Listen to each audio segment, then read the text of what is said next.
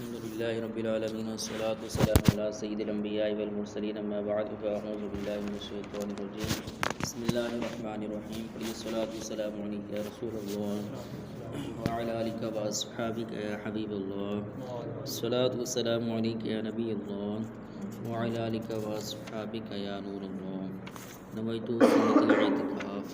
پیارے آقا مدینے والے مصطفیٰ صلی اللہ تعالیٰ علیہ وسلم نے ارشاد فرمایا، جب تم انبیاء کرام علیہ السلام پر درود پاک پڑھو تو مجھ پر بھی پڑھو، کیونکہ میں تمام جہانوں کے رب کا رسول ہوں۔ صلو علی الحبیب صلی اللہ تعالیٰ علیہ محمد صلی اللہ تعالیٰ علیہ وسلم۔ بسم اللہ الرحمن الرحیم۔ فلما وضعتها قالت رب انی وضعتها انثى والله اعلم بما وضعت وليس الذكر كالانثى واني سميتها مريم واني اعوذها بك وذريتها من الشيطان الرجيم۔ ترجمہ کنز العرفان۔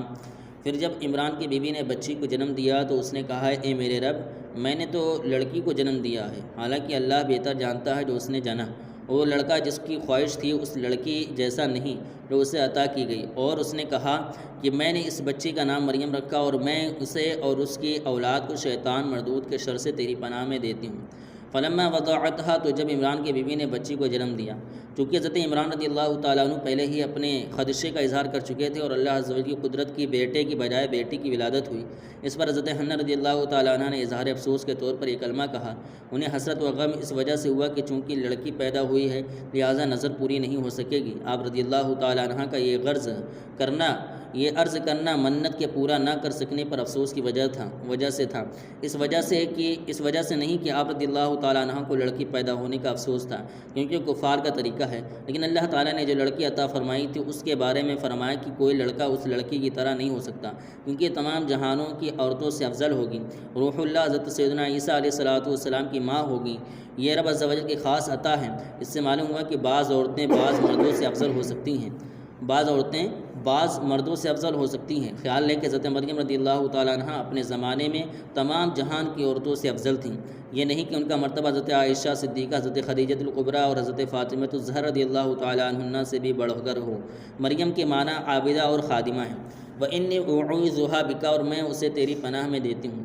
حضرت مریم رضی اللہ تعالیٰ عنہ کی والدہ نے حضرت مریم رضی اللہ تعالیٰ عنہ اور ان کی اولاد کے لیے شیطان کے شر سے پناہ مانگی اور اللہ تعالیٰ نے اس دعا کو قبول فرمایا، لہٰذا یہ مقبول الفاظ ہیں۔ اپنی اولاد کے لیے ان الفاظ کے ساتھ دعا مانگتے رہنا چاہیے، انشاءاللہ عز و جل کرم ہوگا۔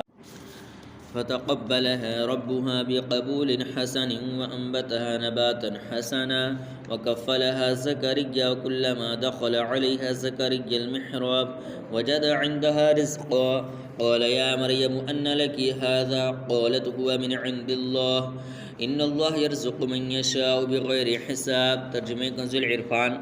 تو اس کے رب نے اسے اچھی طرح قبول کیا اور اسے خوب پروان چڑھایا اور زکریا کو اس کا نگہبان بنا دیا۔ جب کبھی زکریا اس کے پاس اس کی نماز پڑھنے کی جگہ جاتے تو اس کے پاس پھل پاتے۔ زکریا نے سوال کیا، اے مریم، یہ تمہارے پاس کہاں سے آتا ہے؟ انہوں نے جواب دیا، یہ اللہ کی طرف سے ہے، بے شک اللہ جسے چاہتا ہے بے شمار رزق عطا فرماتا ہے۔ فتقبلها ربها بقبول حسن، تو اس کے رب نے اسے اچھی طرح قبول کیا۔ اللہ تعالیٰ نے نظر میں لڑکے کی جگہ حضرت مریم رضی اللہ تعالیٰ عنہ کو قبول فرما لیا اور انہیں احسن انداز میں پروان چڑھایا۔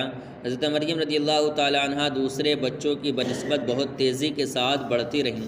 حضرت حنہ رضی اللہ تعالیٰ عنہ نے ولادت کے بعد حضرت مریم رضی اللہ تعالیٰ عنہ کو ایک کپڑے میں لپیٹ کر بیت المقدس کے علماء کے سامنے پیش کر دیا تاکہ وہ انہیں اپنی کفالت میں لے لیں۔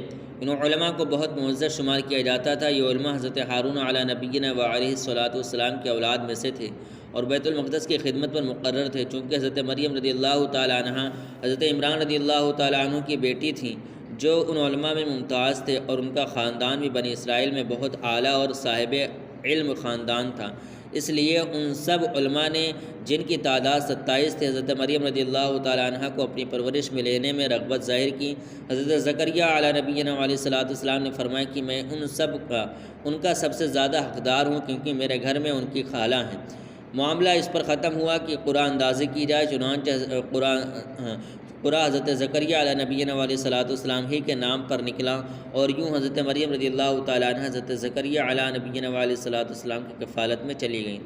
وجد عندها رزقا، ان کے پاس نیا پھل پایا، نیا پھل پاتے۔ اللہ تعالیٰ نے حضرت مریم رضی اللہ تعالیٰ عنہ کو بہت عظمت عطا فرمائی۔ آپ رضی اللہ تعالیٰ عنہ کے پاس بے موسم پھل آتے جو جنت سے اترتے، اور حضرت مریم رضی اللہ تعالیٰ عنہ نے کسی عورت کا دودھ نہ پیا۔ جب حضرت زکریا علیہ نبینا علیہ الصلوۃ والسلام حضرت مریم رضی اللہ تعالیٰ عنہ کے پاس جاتے تو وہاں بے موسم کے پھل پاتے۔ ایک مرتبہ آپ علیہ الصلوۃ والسلام نے حضرت مریم رضی اللہ تعالیٰ عنہ سے سوال کیا کہ یہ پھل تمہارے پاس کہاں سے آتا ہے؟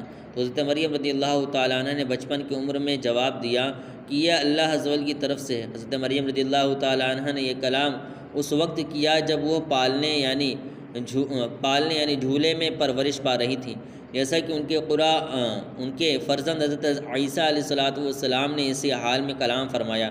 حضرت زکریا علیہ نبینا علیہ الصلوۃ والسلام نے جب یہ دیکھا تو خیال فرمایا، جو پاک ذات حضرت مریم رضی اللہ تعالیٰ عنہ کو بے وقت، بے موسم اور بغیر ظاہری سبب کے میوہ عطا فرمانے پر قادر ہے، وہ بے شک اس پر بھی قادر ہے کہ میری بانجھ بیوی کو نئی تندرستی دے دے اور مجھے اس بڑھاپے کی عمر میں اولاد کی امید ختم ہو جانے کے بعد فرزند عطا فرما دے۔ اس خیال سے آپ علیہ الصلوۃ والسلام نے دعا کی جس کا اگلی آیت میں بیان ہے۔ یہ واقعہ مزید تفصیل کے ساتھ سورہ مریم آیت نمبر 2 تا 15 میں مذکور ہے۔ مذکورہ بالا آیات سے اولیاء رحمۃ اللہ تعالیٰ علیہم کی کرامات بھی ثابت ہوتی ہیں کہ اللہ تعالیٰ ان کے ہاتھوں پر خوراک یعنی خوارق یعنی خلاف عادت چیزیں ظاہر فرماتا ہے۔ صلو علی الحبیب صلی اللہ تعالیٰ علی محمد صلی اللہ